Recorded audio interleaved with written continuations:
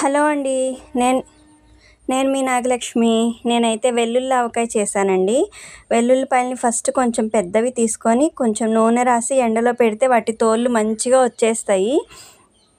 అట్లా మొత్తం తోలుచేసినాక ఆవాలు, మెంతులు ఫ్రై చేశాను. ఫ్రై చేసినాక వెల్లుల్లి కూడా లైట్గా ఫ్రై చేశానండి.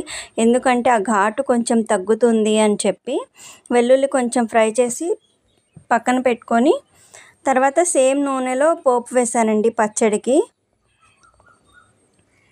ఆవాలు, మెంతులు, జీలకర్ర, ఎండుమిర్చి, కరివేపాకు అవన్నీ వేసి నేను పచ్చడికి తాలింపు వేశానండి.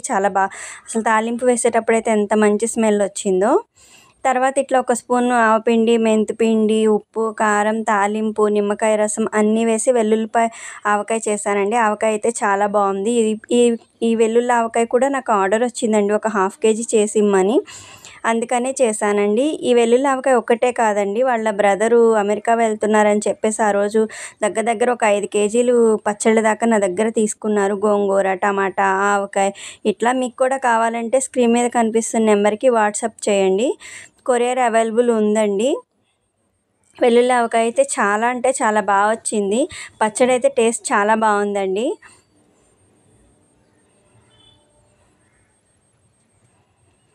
ఆరోగ్యానికి కూడా వెల్లుల్లి ఆవకాయ చాలా మంచిది కదండి.